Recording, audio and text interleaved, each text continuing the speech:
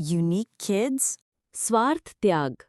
विजयपुर में सत्यव्रत नामक एक ब्राह्मण रहता था। वो जन्म से निर्धन था और भिक्षा मांगकर अपने परिवार का पालन पोषण करता था। उसके परिवार में पत्नी, बेटा और बहू, इस प्रकार 4 लोग थे। वो ब्राह्मण सदाचारी, सद्गुणी और सत्यनिष्ठ था। कुछ समय बाद देश में भयंकर अकाल पड़ा। ब्राह्मण के लिए अपने परिवार की रक्षा करना अत्यंत कठिन हो गया। नगर में जाकर भिक्षा मांगता तो कोई भी एक मुट्ठी नन तक नहीं देता। इस प्रकार वह अपने पत्नी बच्चों सहित 8 दिन तक उपवास में रहा। 9वें दिन प्रातः उसकी पत्नी भूख से तड़पकर रोते हुए बोली, स्वामी, हम लोग अन्न के बिना मरने की स्थिति में पहुंच गए हैं। 8 दिनों से आप नगर में भिक्षा मांग रहे हैं, पर किसी ने एक मुट्ठी अन्न भी नहीं दिया। अब हम जीवित नहीं रह पाएंगे, भूख से मरना निश्चित है। पत्नी की बात सुनकर ब्राह्मण दुखी हुआ और बोला, साध्वी, आज एक बार फिर नगर जाकर भिक्षा मांगता हूँ। यदि कुछ मिला तो ले आऊंगा, नहीं तो उपवास से मरना ही है। वो फिर नगर में भिक्षा मांगने गया, किंतु किसी ने एक कण अन्न भी नहीं दिया। निराश होकर लौटते समय एक धनी व्यक्ति ने उसे देखा और कहा, ब्राह्मण, तुम्हारे चेहरे से लगता है कि तुम बहुत चिंतित हो। ब्राह्मण बोला, हाँ श्रीमान, भिक्षा मांगने निकला था पर कहीं कुछ नहीं मिला। आज 9 दिन हो गए, मेरा परिवार भूख से मृत्यु की कगार पर है। ये सुनकर धनी व्यक्ति को दया आई और उसने भीतर जाकर एक बोरी आटा लाकर ब्राह्मण को दे दिया। ब्राह्मण प्रसन्न होकर आटा घर ले गया और पत्नी को दिया। पत्नी ने तुरंत आटा गूंथकर चूल्हे पर एक ही रोटी बनाई और उसे 4 टुकड़ों में बांटकर सबको एक एक टुकड़ा दिया। सभी भूख से व्याकुल थे और निवाला मुंह में डालने ही वाले थे कि तभी बाहर से एक अतिथि आकर बोला, भिक्षाम दीजिए। ये सुनकर ब्राह्मण ने कहा, रुको, कोई भी निवाला मुंह में मत डालो। अतिथि भीतर आकर बोला, पुण्यात्माओं, 10 दिनों से पेट में अन्न का एक दाना नहीं गया, मैं मर रहा हूँ। कृपा करके प्राण दान कीजिए और पुण्य अर्जित कीजिए। ये सुनकर सत्यव्रत ने अपना हिस्सा अतिथि को दे दिया और बोला, स्वामी, आप अपनी भूख मिटाइए। अतिथि ने रोटी खाई पर बोला, अरे पेट भरा नहीं, और भी भूख सताती है। ये देखकर ब्राह्मण की पत्नी ने अपना हिस्सा भी अतिथि को दे दिया। उसने भी खाया, किंतु फिर बोला, पेट अभी भी नहीं भरा। तब ब्राह्मण के पुत्र ने अपना हिस्सा दिया। अतिथि ने खा लिया, लेकिन बोला, अभी भी संतोष नहीं हुआ। अंत में बहू ने भी अपना हिस्सा उसे दे दिया। उसे खाकर अतिथि बोला, अब मेरी भूख शांत हुई, बड़ा आनंद मिला, भगवान तुम्हारा कल्याण करे। ये कहकर वो अतिथि वहाँ से चला गया। अतिथि के जाने के बाद सभी ब्राह्मण परिवार के सदस्य भूख से तड़पकर उसी रात मृत्यु को प्राप्त हो गए। उनके बलिदान का ये दृश्य पास ही एक नेवले ने देखा। वो आटे में लौट गया और उसका आधा शरीर सोने का हो गया। नेवले ने आश्चर्य से कहा, अरे, इस ब्राह्मण परिवार ने निस्वार्थ त्याग किया है। यदि कहीं और भी ऐसा परोपकार का यज्ञ होगा तो वहाँ जाकर अपने शेष शरीर को भी स्वर्ण बना लूंगा। नेवला घूमता घूमता हस्तिनापुर पहुंचा। वहाँ धर्मराज युधिष्ठिर अश्वमेध यज्ञ कर रहे थे। लाखों ब्राह्मणों को भोजन कराया जा रहा था। यज्ञ पूर्ण कर धर्मराज ब्राह्मणों सहित यज्ञशाला से बाहर निकले। नेवला बोला, मैंने केवल एक अतिथि को एक रोटी देने के पुण्य से सोने का आधा शरीर पाया है। यहाँ तो लाखों लोगों को भोजन कराया गया है, अतः निश्चित ही यहाँ लौटने से मेरा शेष शरीर भी स्वर्ण हो जाएगा। ये सोचकर वो यज्ञ भूमि में आटे गुड़ के अवशेषों पर लौट गया, किंतु उसका शरीर स्वर्ण नहीं हुआ, उल्टे बेंदगी से उसके बाल चिपक गए। ये देखकर नेवला बोला, ये निस्वार्थ त्याग का यज्ञ नहीं, बल्कि स्वार्थ के लिए किया गया यज्ञ है। इसमें कोई वास्तविक पुण्य नहीं है। ये कहकर वो वहाँ से चला गया। तात्पर्य, जगत में स्वार्थी लोग निंदा के पात्र होते हैं, किंतु परोपकारी लोग लोकवंद्य बनकर जन जन्मांतर तक की कीर्ति पाते हैं।